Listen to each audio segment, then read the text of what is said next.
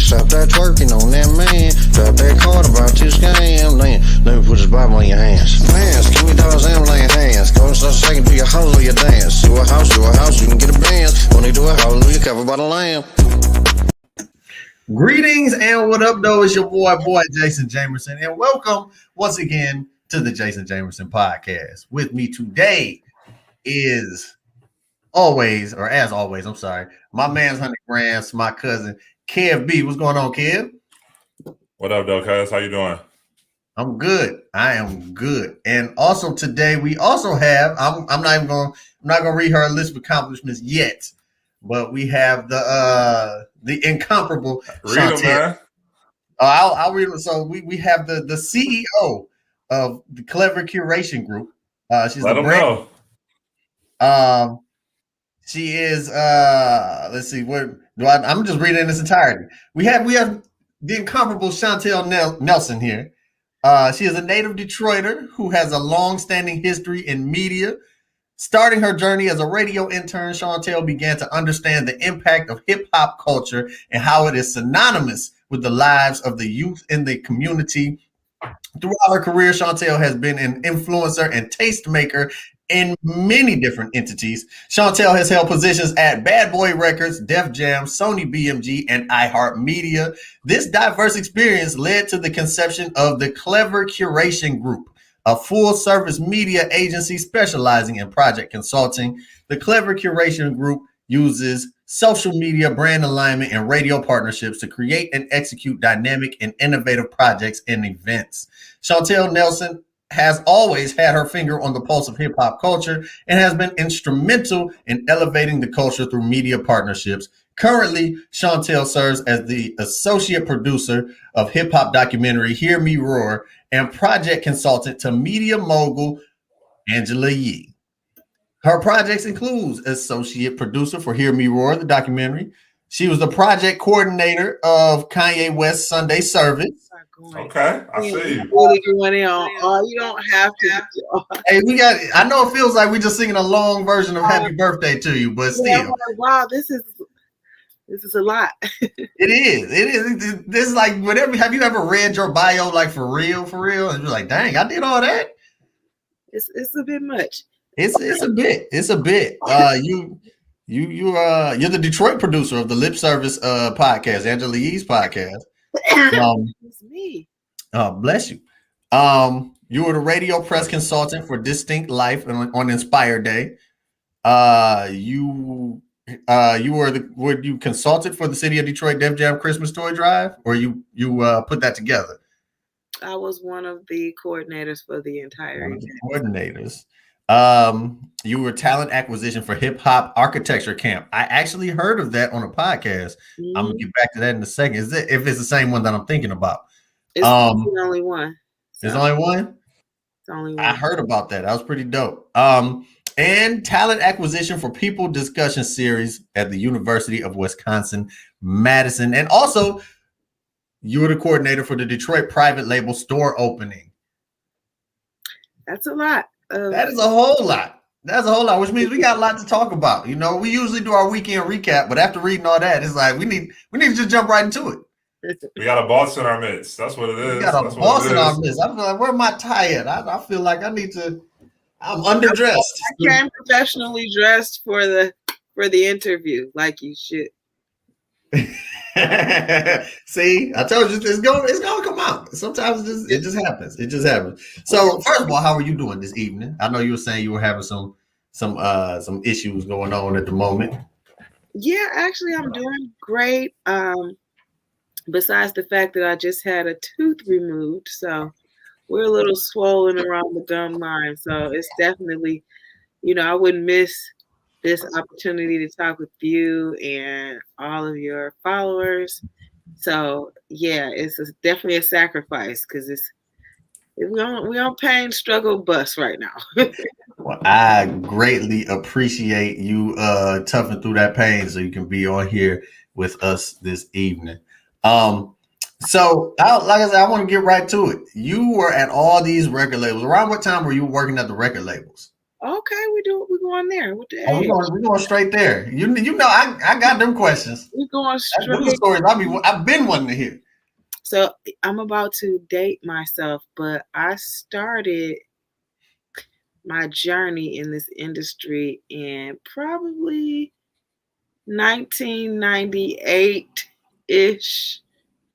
So we're experienced and very seasoned. But around the time when I worked at these record labels, I would say would be the years of like 2004 through 2010, 2011-ish. I had a good run in the industry, in the record industry. Okay. I know working in that record industry, you was rubbing elbows with everybody. Yeah, you know what? It's a job though. That's for sure. The one thing that was a huge misconception, and I'm sure like any party promoter or like even like bottle girls and just different people that work like in a nightlife type industry or something entertainment wise that is usually exposed to like media, they understand like what it's like to have to convince people like, no, really, it's really a real job. Like I'm actually at work. I am at the party too. At work, so that's Yeah. always been a balance having to do that.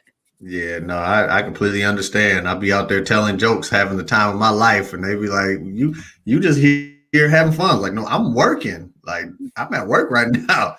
Like that little 10 minutes I was just doing on stage, that was work. Yeah, So, and I enjoy my work like I would do it for free. Exactly. You know, it's funny you say that because that's been my motto my entire life. Find something you will do for free for the rest of your life, and then find a way to make money doing it. Because if you don't like what you're doing, you ain't gonna keep doing it. That's just human nature. Too. Yeah, you're right. Or at least not do it to the best of your ability. So, working at Def Jam, and well, which one did you work at first? So I actually started in radio first. Okay. My first internship was for a station. You guys probably wouldn't remember it, I'm sure, but it was 105.9 Jams. Why would I remember that? How young do you think I am? I mean, you guys. I remember that.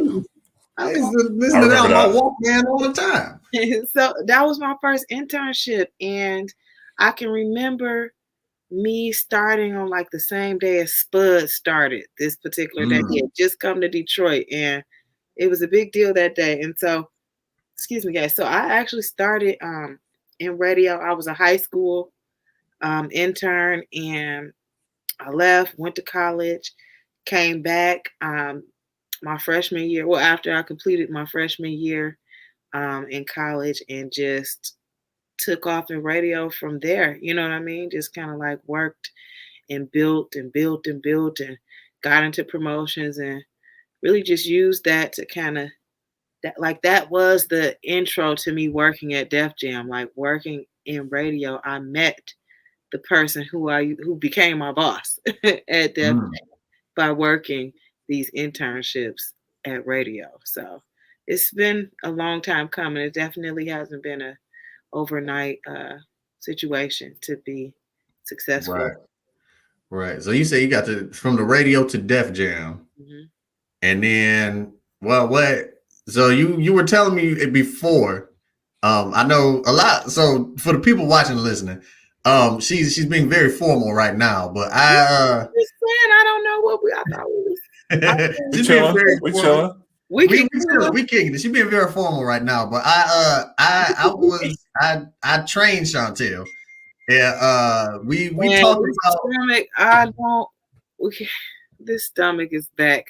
Okay. We gonna talk about that off the air. Off the air, we gonna talk about that. But she's told me brief stories of certain things at Def Jams, and because you were saying it was something about Slum Village. I can't remember. Well, they weren't Def Jam artists, but that was the homies. Yep. Shout out to the homie. Yeah, no, it was state property. State property is what because you are a huge Rockefeller fan. Yes, so I'm a huge Rockefeller fan. Jay-Z is obviously my GOAT, and I don't want to hear we can't even be friends if you're not like a Jay-Z person. Like, period. Is that you I good? love and respect Jay-Z. I love and respect How about Jay-Z. you good? If not, we was gonna have to cover your. I was gonna have you cover your screen up. Yeah, no, I mess with Jay. Well, state property. Yeah. Okay. So, you talking about? Okay. And actually, it's funny that you should bring that story up because the fact that you would remember one, and then for two, that very story was the very day that I met my future boss at Def Jam. All right. So, boom. This is what happened, right? There we go. I'm an intern. This may be like my second day working there, right? At JLB, right? Mm-hmm. They have this big event coming up called Summer Jams. And at this time, it was at the State Fairgrounds. I don't know if I remember when they used to have all the Summer Jam concerts at the State Fairgrounds. So I'm working or whatever, and I meet this guy. His name is Drew, heavyset guy. He works for Def Jam, so he's bringing all these artists in, like setting everything up. So I'm like, okay, I'm looking like, okay, so there are label reps that come in to radio stations and they bring these artists and they look like they do cool shit. What do I, sorry. It's out there now. I got to commit to it. So they look like they do cool shit, right? So I had to, because I promise I won't do it no more. And so I was like, well, okay, well, what I got to do to be able to do cool things, you know? So there were pretty much, it was all of Rockefeller performing at this particular Summer Jams. It was Beanie Siegel. It was Memphis Bleak. It was everybody but Jay-Z. Like the whole entire Rockefeller crew. All right, you ready to laugh? You ready to laugh, Kev? No? Yeah, I got you. Okay, so they perform, right? There's a tour bus. I'm about 16, right? 16, 7. I might have been like 17 or something. They have a tour bus. So they like, want to come on the tour bus? My dumb butt, like, yeah, I do. Yes, I would like to come on the tour bus, right? So I get on the tour bus. I'm kicking it. It's me, Memphis Bleak. We done established a connection. It's all good, right? We're having a great time. I give him my number, right? Because I'm still at work. And there's other artists performing like after them. So they were about to go to their next destination. And I was kind of just like in the midst of, you know what I mean? So I give him my number. Fast forward to, I was having so much fun. This is my first or second day. I can't really remember, but first or second day at the radio station. And I'm having a good time. I had no car, right? The buses done stopped running. I done told all the homies I'll holler at y'all later because we having a great time. So the guy that worked at Def Jam was still there, right? And I asked him for a ride home. Like, he was like, oh, cool, I'll take you home. Whatever, cool. Meet this guy, never seen him again. Like, never seen him again, right? So I get home. It's about 11 o'clock. Now, I'm allowed to go to the after party because my mom trusts me. You know, I'm a good kid. Tell me why. Back in the day, all of the artists used to stay at the Athenaeum downtown, right? Like that was the place to be. So when they had caller IDs, like remember the little Ameritech box? The caller So I'm like 17. It's 11 o'clock at night. It's somebody calling my house from the Athenaeum Hotel based off the caller ID. I picks up the phone. My mama picks up the phone too. It's Memphis Bleak on the phone like, hey, it's me, Bleak from earlier. Bleak from earlier. We about to come and get you. We about to come and get you. I'm like, oh, I didn't even get to say anything. My mom interjected instantly like, I don't care who it is. She ain't going to nobody's hotel. I mean, it was complete, absolute embarrassment. I was mortified, and that happened to me on my very first or second day. Oh wow. Radio station. That is hilarious. He said bleep from earlier. Not from Rockefeller, but from earlier. From earlier. Bleep from earlier. It didn't go well. It didn't go well at all. Yeah. That was like a welcome to the industry. That was like welcome to the industry. That's it. That was exactly. Yeah. Actually, you know what though? When you say welcome to the industry, my mom is the one who really like piqued my interest in wanting to get into the industry. How so? She took me to my very first concert. Guess what it was, y'all? Take a wild guess. I'm gonna guess. Your first concert. How old were you? Was it like Bow Wow, or was it like it was old school? It was old school, wasn't it? Probably about 12 or 13. 12, 13. Was it old school, or was it like? I feel like it was Genuine. Whitney Houston. I don't know why, but it feels like Genuine is the right answer. It was George Clinton in the Parliament. Okay, I respect that. And I was close. excuse me, guys. It was George Clinton in the Parliament, and somehow I can remember my mom getting me out of school early. She said she didn't have nobody else to go with. She got out of school early. Okay, it's like 2:00. We get out at like 3. It's 2:00. Your mom's in the office to come and get you. I go down to the office. It's my mom. Yeah, we about to go to a concert. So we get down to the State Theater on Woodward. Early as hell, we meet the damn promoters or whoever of the concert. We end up getting free backstage passes, all VIP, all access, everything. I'm a 12-year-old kid. I don't even know what George Clinton is. Like, I have no idea that I'm about to meet this person, that this was going to be my first experience of music to get me, like, there's an itch that comes with wanting that experience and being in that industry. You know what I mean? Right. So like that was my first concert, and like I experienced the entire VIP. I mean, it was so like I was just able to see like how the mechanics worked like behind stage and how the wardrobe works like at an actual tour.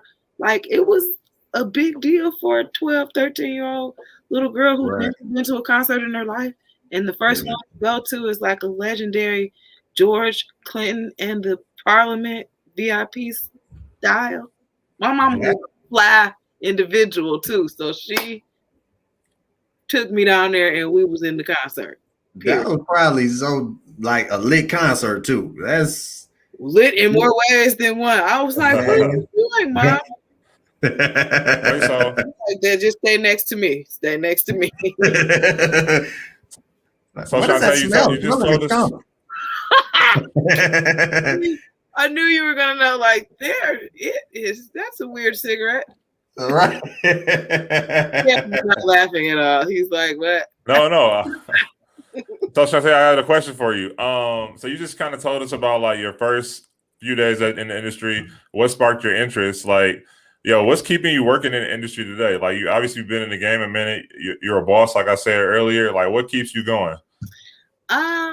Actually, what keeps me going is the same thing that has always kept me going. Is literally like the love of music first. Like that is the root and the foundation for me, like ever branching off to do like any of the things, if you will. You know what I mean? Like from working in radio, I had to understand that I enjoy music to even want to do something like that. You know what I mean? To want to work at a record label. And then for your first label job to be at legendary Def Jam, like the home of hip hop, hello, like it was like an honor to be able to experience like working there in real life. You know what I mean?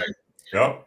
Nothing that you can take lightly. Like you don't get to work with Russell Simmons or Kevin Liles or Leor Cohen or all of these people and not like it's a thing. It matters. Yeah. And you're learning from them as well, right? You're working with them, and you're learning as well. So you're learning the game, and you're an entrepreneur as well. Is that what sparked your endeavors to continue building on your own? Absolutely. So you hit the nail right on the head. Like after it's only so long you can be an intern. Okay. That's Um, real. and it's only so long you can be an assistant and things of that nature.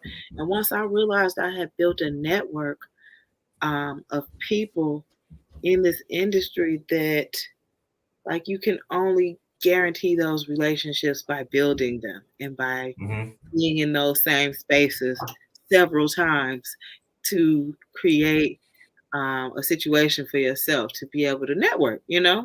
and people would call on me to do things and they would say, "Oh, can you hook me up with this?" I would literally like connect the dots for everybody. Like before, this is way before there was any Instagram and social media. Like I'm sure if there was social media then like let's say I had MySpace and I had like 500,000 followers on MySpace back in the day type of thing. You know what I mean? Like I could imagine if there was social media that network would be the same or even whatever it would equate to today. You know what I mean? So like Right. when I look at just me being able to create these situations and make money from it because such and such wants a project executed and only I can do it because I'm able to make sure that all the T's are crossed and I's are dotted because I know the industry. I've produced shows. I know how to actually, execute pretty much anything. And so when I saw that I could do it on my own with no label behind me, with no major, brand name, that I am the brand and the person that is the actual influencer, that was the main like catalyst that helped me say, "Oh, you got something. Like this is your passion and calling. Like you experienced that at a young age and that's really what you enjoy doing." And that's where the clever curation group came, I'm assuming. Yep, that's exactly how I created the Clever Kid. Yes. So tell us about that a little bit. So just as you were saying earlier, like I'll have many different companies or individuals to reach out and say, I'm trying to plan said event or they need help with whatever.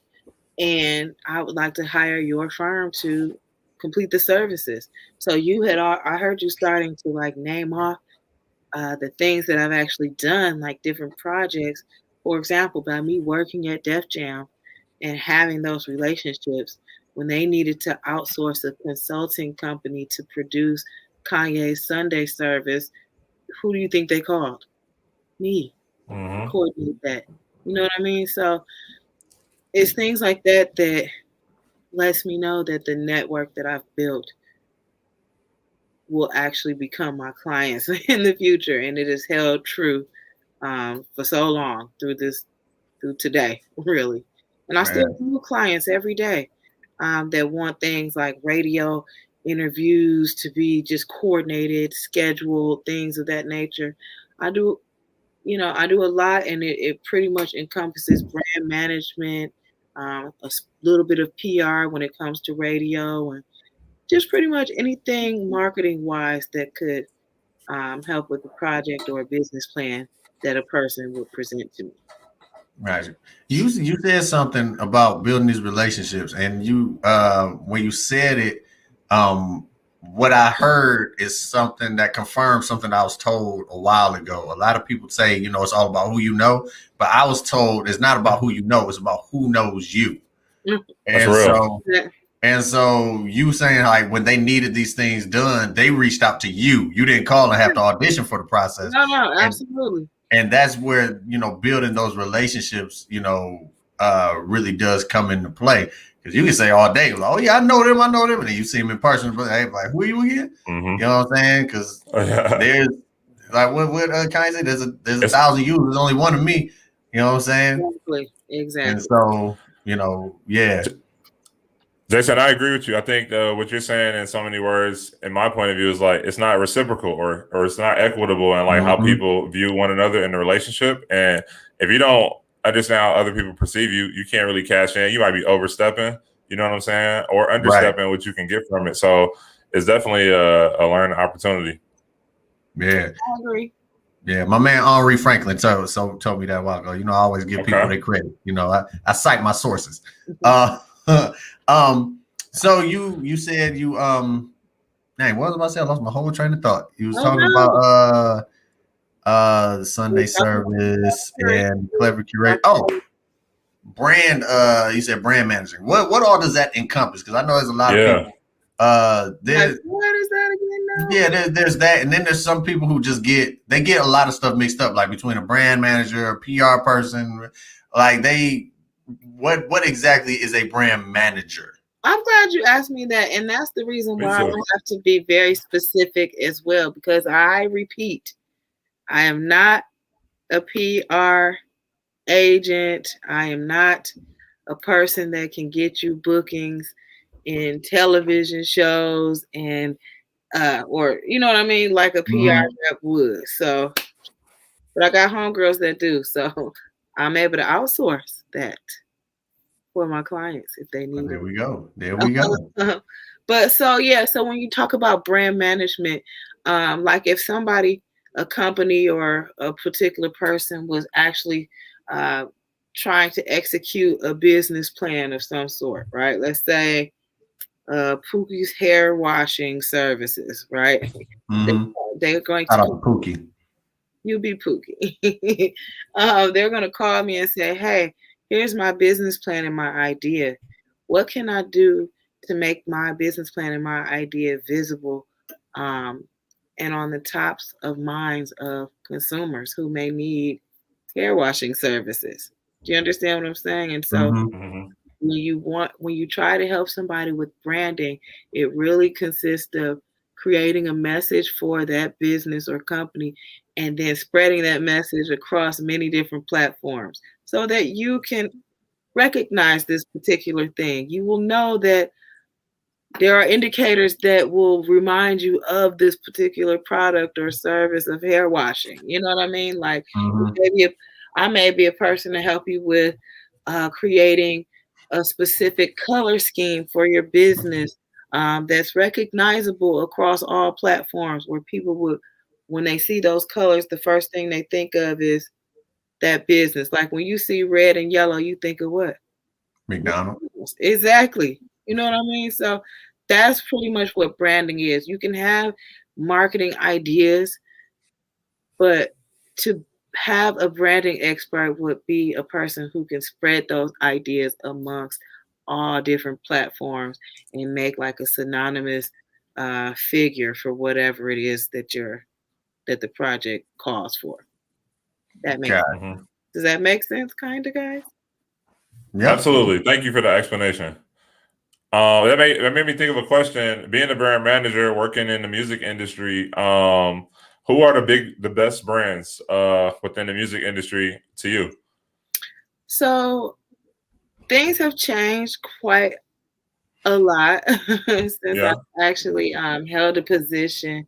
And at my last label was Sony BMG. So things have changed quite a bit.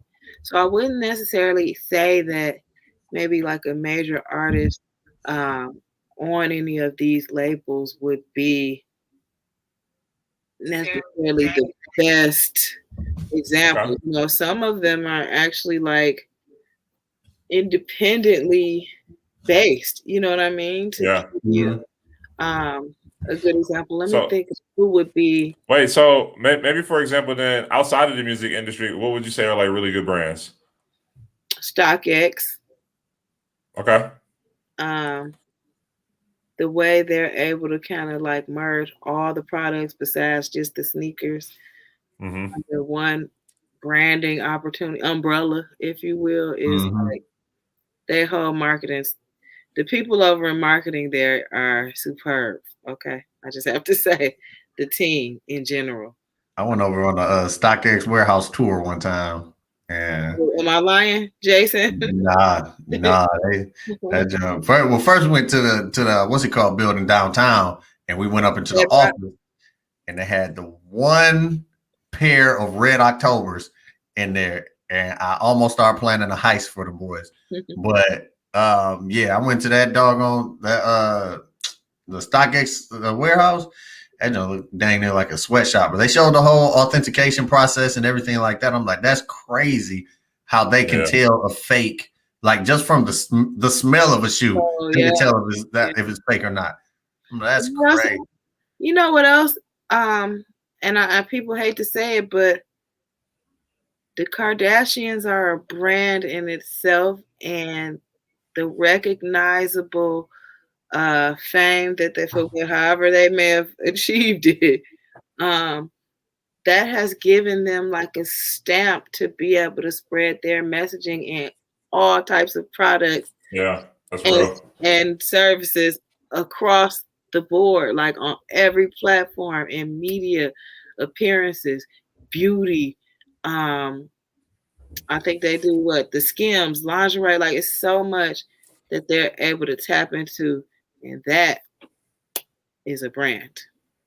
Man, that's always been crazy to me how how Kim Kardashian just skyrocketed after messing around with like a D-list celebrity in the first place. I'm like, how did she get super famous and he wasn't super famous in the first place? I still think she was destined to be famous anyway, honestly. It had to happen. It's the only way. She's been popping since like a teenager, dog, in real life.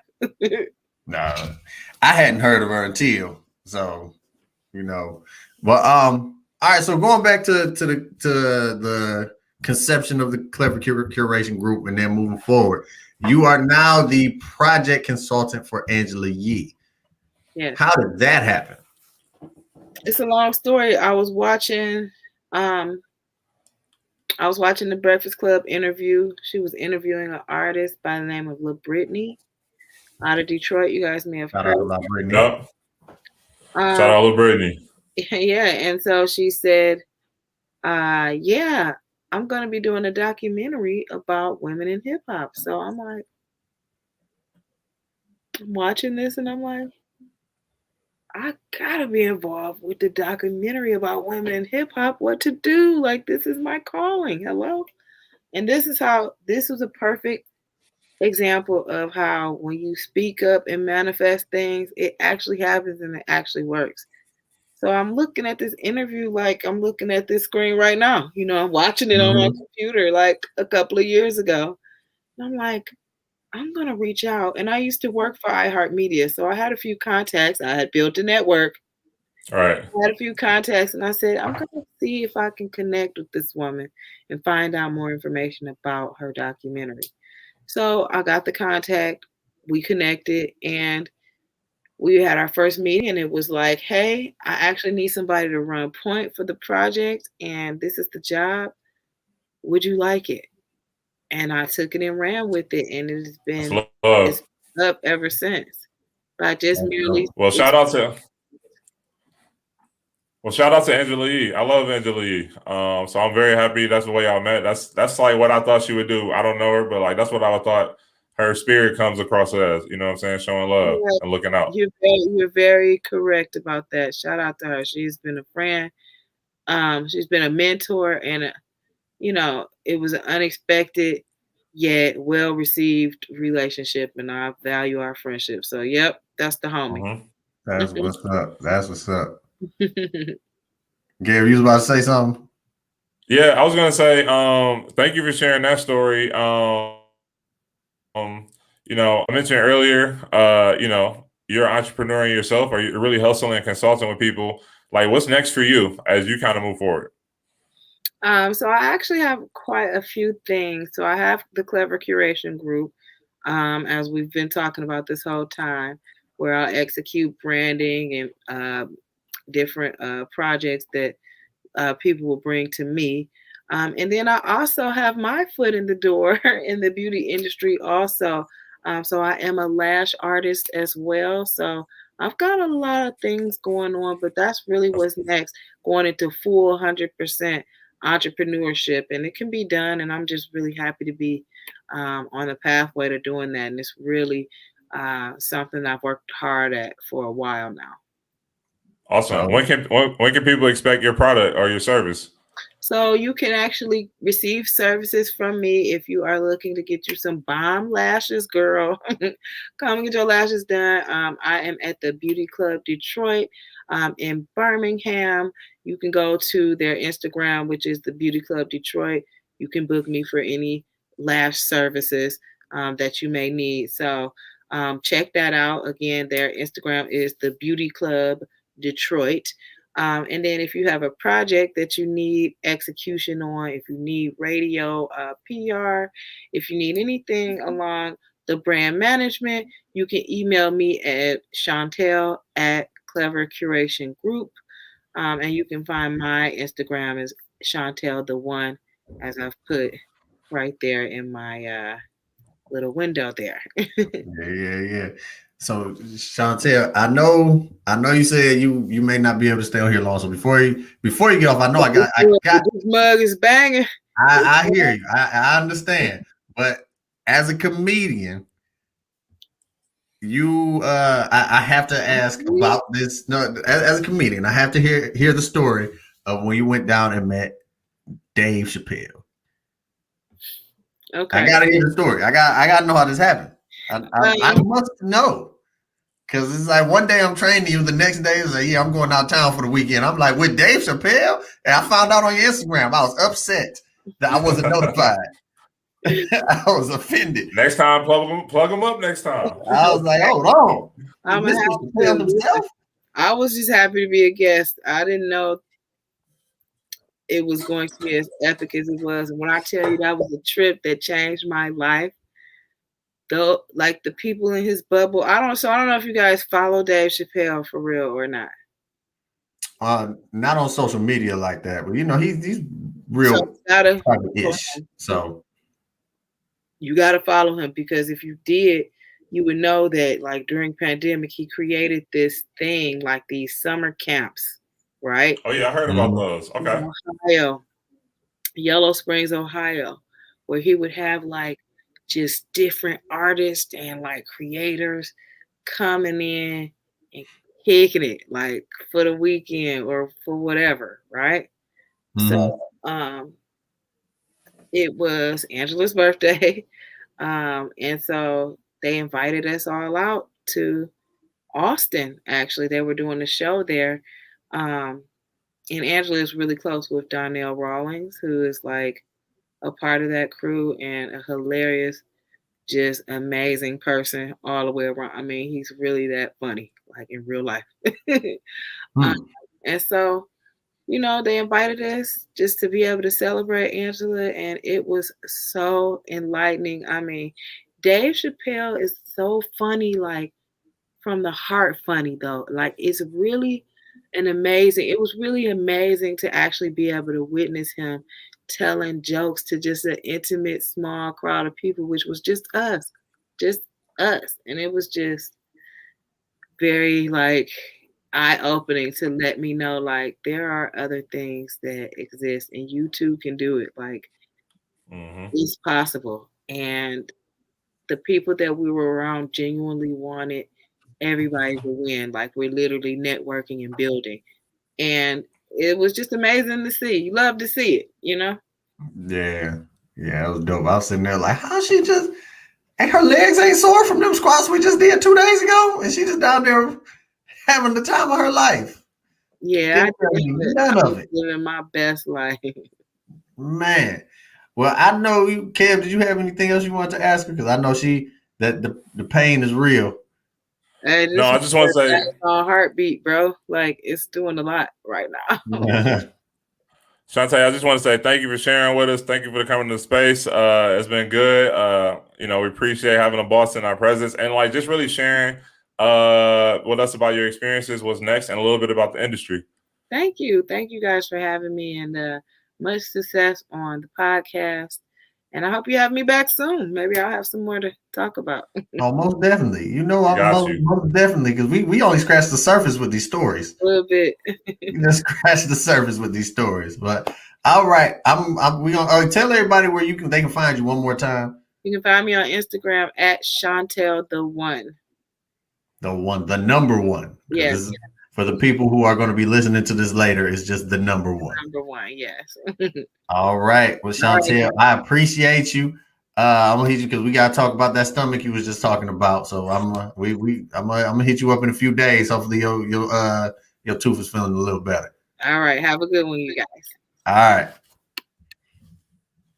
Kev. What's good, bro? Dope. That was dope. That was good. Yeah, I appreciate her coming through.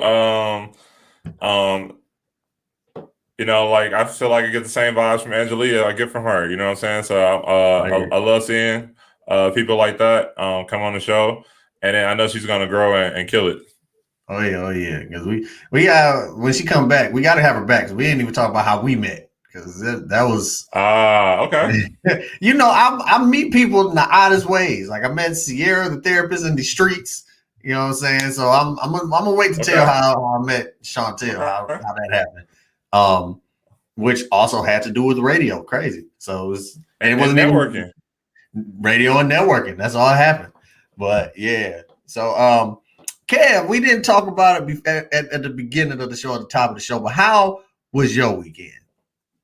Hey, I appreciate it. My weekend was cool, man. I came. I'm back in the city. Got here on Thursday, so working. I have more than enough weddings to go to over the next few weeks. But you know, there's Father's Day is coming up and everything like that as well. So it'll be good to see people I love and care about. You know, I might be able to see you. I heard I might be able to come through your spot one day. So we'll see how that happens. Listen. Listen. You know I'm waiting my turn. I'm over here fidgeting like. Okay. What did I do over the weekend? I'm glad you asked. Go ahead and finish. I'm gonna let you finish. I golfed as well. I've been playing a lot of golf lately. It's been fun. I'm not great or good in any means, but I have fun with it. So do a little bit of that. So been blessed. How about yourself? Oh, me? What have I done this weekend? Oh, listen. So what I did this weekend is I put all of these people who think they can barbecue on notice. You know what I'm saying? All these people who like to marinate their chicken in wishbone Italian dressing like a savage. All these people who like to just all these people who like to just season their open pit barbecue sauce and say that they made a homemade barbecue sauce. I'm putting all them on notice. Your boy got a whole new grill. It is a charcoal and propane grill combined. Ooh. And it's about to be a problem in these Redford streets. That's all I'm saying. When you see the smoke signals, just lead with follow your nose. Just follow your nose, baby. That's your sign? That's your sign? Just follow your nose, man. I'm just saying, man. It's about to go down. Everybody who's talking about, I wonder if it's cooking good. Kev, I'm formally inviting you. I'm formally inviting you to the Juneteenth celebration coming this Saturday. This Saturday. If I upload this late, just know this happened right before Juneteenth. You're formally invited to come and get this, and you can talk about it on the podcast on Monday. Let me know.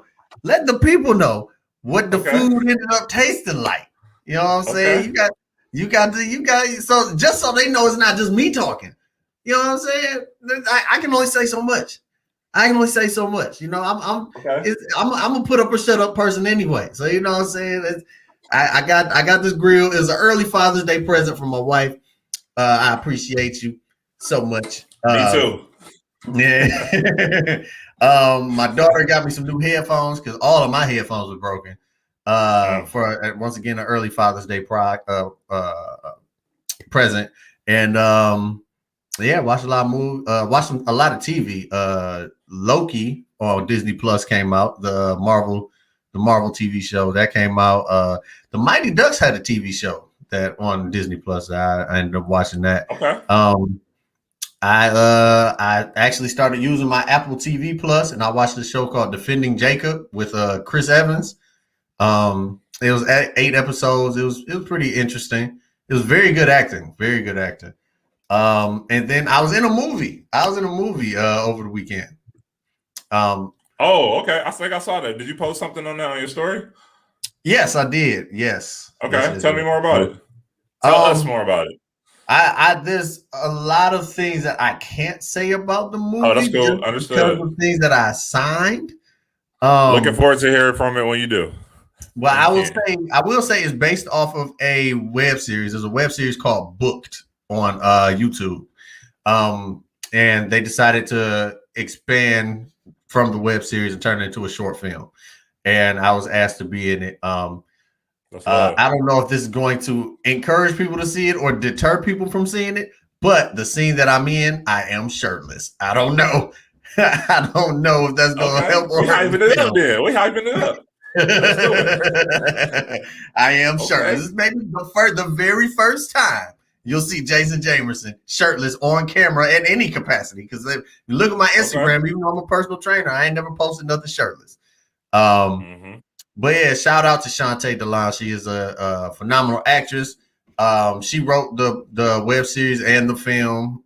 She also starred in it, and it was this is on the web series, so I can't really. This isn't really spoiling, but it is the film is to bring awareness to human trafficking. I love that. So there's a good there's a good message behind it. I was not a good guy in the movie, but there's a good message behind the movie. So yeah. When it comes out, I'll definitely let everybody know when it comes out and where you guys can see it at. Okay. But yeah, I'm excited. Yes, sir. So that was on Friday. Saturday, so the funny thing is I got the grill. The grill was huge. I had to put the back seat down to pick it up from Walmart. And it was so big that I couldn't get out the trunk by myself. So I'm driving around with this grill in my trunk for 3 days. And I had to put a blanket over it so people didn't look in the car and try to break in and get it or anything like that. But I was my blind spot was horrible on the right side, on the passenger side, because I could not see past that box. I also had a show on Friday. I had a show with it was for Lonnie Love's PR person's father's birthday party. And I know that was a lot of cousin, baby mama, best friend type thing. But yeah, he asked me. I actually was supposed to do it last year. I was actually supposed to do it last year, but COVID canceled everything, and they just condensed the show down and did it on Friday. It was very fun. Because there's nothing but his family there. And when I walked in, they all thought I was part of their family. So when I actually got on stage and started telling jokes, it surprised everyone. But apparently I have a second family now. I was adopted into the Hill family. Ain't nothing wrong with that. Yeah. Well, shout out Alex Hill. I'm trying to get him on the show one of these days too, because like I said, he is Lonnie Love's PR person. But I'm gonna work on that for the future. But and we just learned about Brandon. Now we can learn about PR, so we understand those differences. Oh, perfect. But yeah. But no, that's all I did over the weekend. Yeah. You mentioned Juneteenth, and would love to acknowledge Juneteenth and kind of what it means to the world, particularly Black people, and us.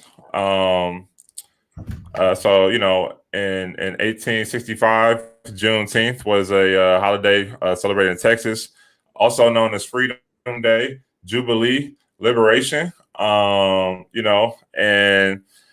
when Black slaves were finally freed. The last sprint. And so definitely want to. That last sprint. And so definitely want to acknowledge that and celebrate it. And so I know that I first heard about Juneteenth from y'all, from your family, from my auntie and my cousins and stuff like that. Y'all used to celebrate at the park every year, and I didn't know what it was. And that was the first time I learned about it. I was like in elementary school, and my elementary school started talking about it as I got older. And so those are my first memories of going to the park. They had like a carnival or something like that, right? That was June Day. Okay. For whatever reason, the neighborhood that I lived in decided they were just going to do. Like the second Saturday in June or something like that. They just decided they were going to do a big carnival or something. But that does sound like something my mom would do. Is she found all the different holidays and just We celebrated. did like work about it. We did some homework. We went to go see plays and stuff like that. I remember that. Yeah, one of these days. Actually, my dad gonna be mad. I actually had to bump my dad from today's show so I can get Chauntel on. So, dang, okay. Hey, I'm looking forward to having him. Man, so we're gonna get my dad on here in the next couple of weeks. We're gonna get him. Oh, that'd be dope. I'm definitely looking forward to that. Yeah, that's good. I don't know what we're gonna talk about or what I'm gonna ask him. Hey man, tell him to bring some topics. He gonna ask us questions. That's cool. I would love that. I would love that. Man, but then my dad gonna come in here and get me to admit all the wrong things I did on air. Okay. So did you really steal your birth certificate to go to Canada when you were 18? I did, Dad. I did. That was the most wonderful time of my life, also. But I'm sure he got a few for me as well. Yeah, probably so. I believe it. I believe it. But yeah. NBA real quick, because we coming up on an hour real quick. Oh yeah, NBA, man. It's been a good weekend. I've also been doing that over the weekend or week. I'm prioritizing basketball. It's fun. It's my favorite time of year. It's been good. Yeah. Who you liking? You said what? Who you liking? I'm liking Phoenix, man. If Chris Paul don't get hurt, he may finally get him one. Okay. Phoenix over Utah? That probably will be the best series we've seen in a long time. If they play each other. I would rather see Phoenix and Utah than Phoenix and the Clippers. Because the Clippers are there's too much theatrics when you watch the Clippers play. Like it's always coming down to the wire and like they go down. You know what? I agree with that. Yeah, they go down 0-2 and then they come back and it's like y'all just love playing 7-game series, don't y'all? It's like being tied. Right. It's like we're not ready for the season to be over. So yeah, so I would rather see the Suns play the Clippers. But if my thing is Brooklyn, I want to see what happens since Harden and Kyrie are out. What do you think? So here's my thing. Kevin Durant has been my favorite basketball player for a very long time. And there's been a whole lot of Durant slander as of late because they made it seem like he just went over there and handpicked his team like somebody else who went to LA who handpicked his team. But he just happened to be in a situation where, Kyrie went over there. He went over there. Kyrie was over there. They traded for Harden. Blake Griffin just so happened to become available and they, picked him up and they got DeAndre Jordan.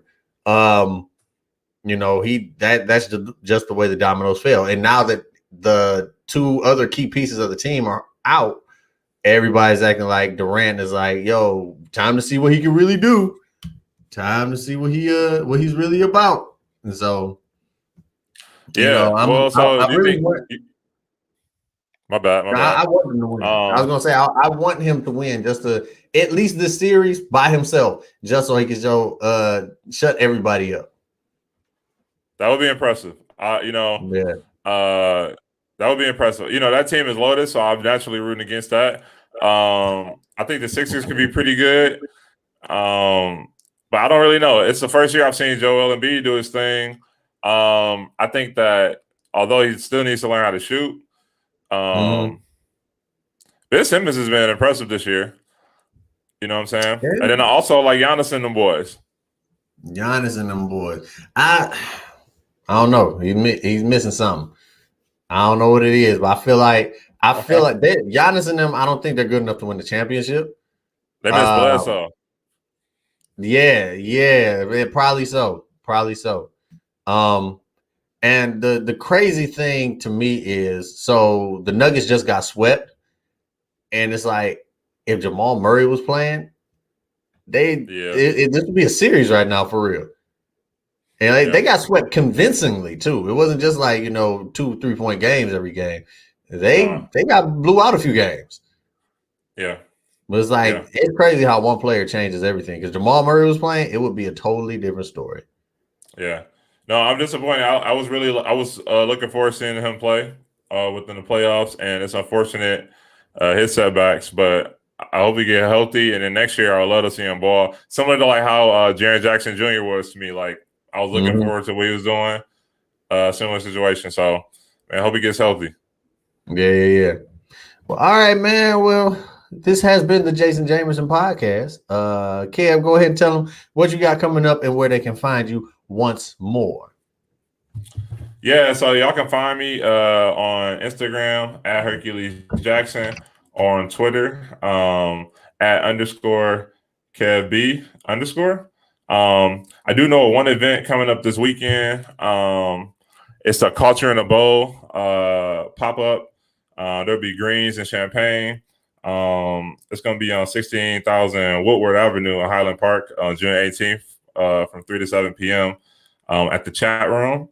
My homie Tracy Garley is the founder and business owner of that. Also,